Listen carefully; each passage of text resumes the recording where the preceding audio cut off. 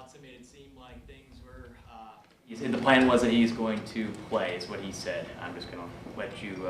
What do you think of Watson's status? I want his mindset for it, but until we get cleared medically, then I mean it's got to go through the process. I would say before anything's for certain, but yeah, we'd love to have him out there, and if he gets cleared, then he'll be able to go. What do you think he can bring just in terms of generating some of those explosive plays in the passing game? I think he brings more than just that. He's a guy that brings a sense of calm out there as well, because there's nothing. I've talked about it in the past. Just you can put him in any spot. If somebody needs a breather, you can throw him at any spot, and he can go in there and execute. And I think he helps everybody else out there as well. He's so smart.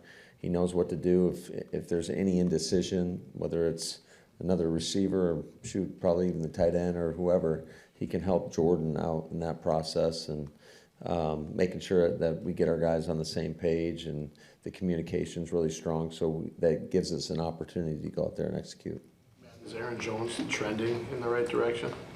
We'll see tomorrow. We'll see how he's feeling tomorrow, but I'd say cautiously optimistic. Did that come in part from what the medical staff saw from him in that workout before the game? It looked like he pushed it pretty good. Well, he was on the practice field last week, so we were trying to get him out, last game, but it's just, I don't want to sacrifice one game for a longer period of time. I don't think anybody does. And so until he's cleared, like I said, certainly we all want him out there. We know how valuable he is to our football team. And just in so many aspects, whether he's got the ball or not. But we want to make sure that he's able to protect himself and not going to be at further risk for injury. I imagine for somebody who's used to playing just about every snap or most snaps, there would be an adjustment process when you're going to a limited workload coming back from injury. Just what does it say for Rashan that he's been able to kind of make the most of the opportunities he's gotten as he's working back? Yeah, he's done a hell of a job, and he was pretty animated with me after one of the sacks that he's ready to go. I'm like, hey man, there's a lot of factors that play into this, but also, like I said, it's a long season, and you want to make sure that you work him back into it. But he's definitely been a force out there. I think 23 snaps and 3 sacks with more pressures, and he's been a big time factor. And just the energy he brings to the whole group. He is a catalyst, and every time he does anything, everybody else is watching and following him. Is that what Hutchinson looks like he does for them? And what are the challenges for you as a play caller with him? Yeah, he is a game wrecker. Guy's all over the place. The energy he plays with, he rarely comes out of the game, and he sets the tone, I would say. And I think that whole defense, you can see the physicality, you can see the speed, the relentless pursuit on tape, and I think they're well coached and they got talented players, and so it presents a lot of challenges for us as an offense. Now, what do you thought about Brian Branch in the slot, the way they've used him? Yeah, he's, again, another guy that can make plays. For a young player, he doesn't play like a young player. He's very physical. He plays fast. Yeah, he's going to be a really, really good player for a long time to come in this league. Matt, I know the way the play worked out you weren't thrilled with, but how does the throwback to Jordan, throw it to Wicks play, where does that start, and what's that process like for you guys in kind of the laboratory? Well, every one of our assistants has an area that they kind of oversee, and then we get together and make decisions on what goes in. And as far as I know, I think Vrabel came with that play, which was a great idea. It was a great design, and unfortunately, we probably didn't have enough time on task with it and didn't execute it to the level, obviously, that we wanted it to. But I mean, you can see I think it was the right situation for it.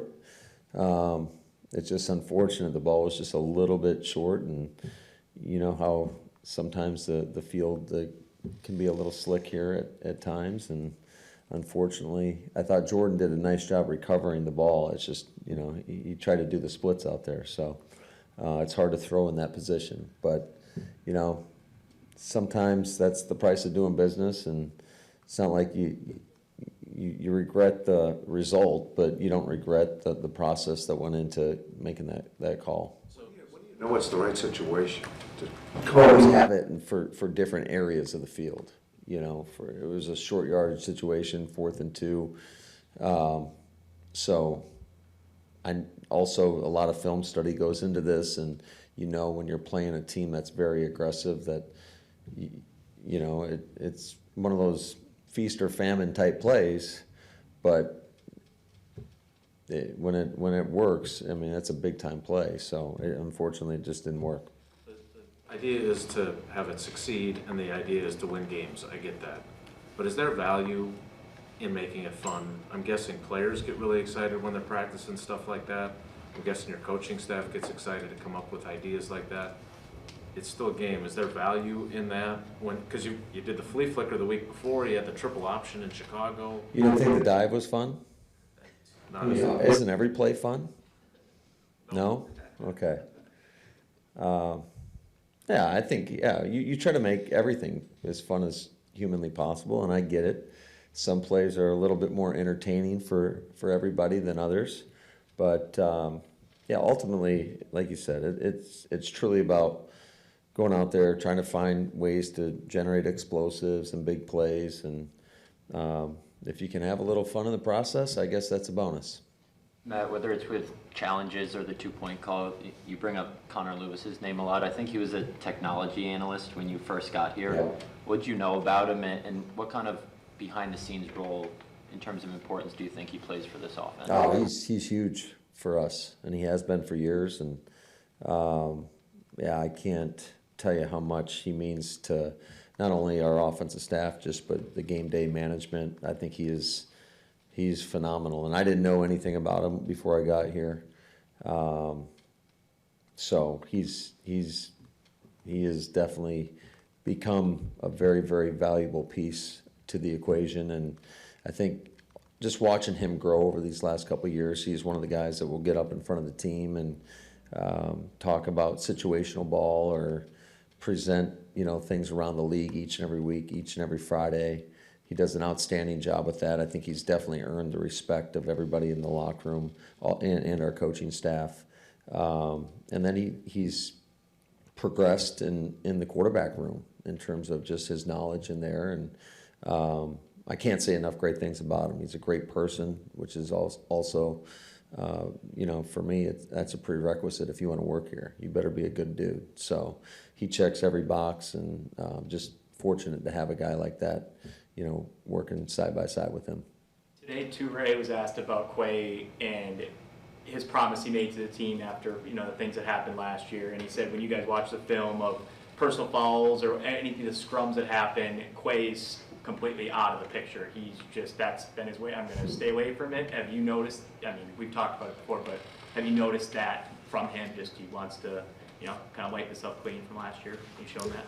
Yeah, to be honest with you, I haven't really thought about it much until you brought it up. I love his play style, and one of the things going into the offseason was just how do you just manage that aggression and keep it between the whistle, making it legal. And I love how he plays the game. He plays the game relentlessly, and he's going to give you everything he has. And I think that's just a sign of maturity on his part. And granted, we're only 3 games into this thing, so I don't want to speak too soon because he's got to continue to prove that, but I think he has. I totally trust that a situation like that with him will not arise again. Short weeks are a challenge with staff and players and all. But you have 2 this year and both against the same opponent and a divisional opponent like that. When you look at that and realize that, does it just make you have to embrace this type of challenge even more so? Yep. I got no say so in it. They just tell us when and where to play, and we do the best to get our team prepared. And There's not a lot of sleep that goes on, but it's the same for both teams. So it is what it is, and we'll embrace it. And we just know this, that we got a great team coming into our house, a NFC North rival, one of the favorites to win the division this year, and we're going to have to prepare our best and get our guys to buy into getting their mind and body right to go out there and put our best performance on the field. Hey, Matt, I know you want to get the penalties down, but you've got a track record here that you do not have highly penalized teams. I think you had the fewest in the league a couple of years ago. I think you were 8th last year, so it's not like that's the kind of ship you run. Is that just we got a ton of young guys, and and do you expect that to go down? Like, how are you viewing the penalty numbers through 3 games? Yeah, sometimes they just happen, right? The things you would like to definitely see get cleaned up are just the lack of focus and concentration penalties. We can't have guys jumping off sides or false starting. Certainly the post-snap penalties are a problem. That's something that, we don't stand for. And just, we can do a better job of helping each other out by just communicating out there. And I think that's one of the things that you see sometimes when you have a lot of youth out there is these guys don't always relay calls that well. And but I think they'll get better as the season progresses, and I'm not in a complete panic mode about it yet. We just got to continue to stress that, and it's got to get better. It's got to improve, because it does make it hard to go out there and execute, and specifically on offense, sustain drives and score points if you're going backwards.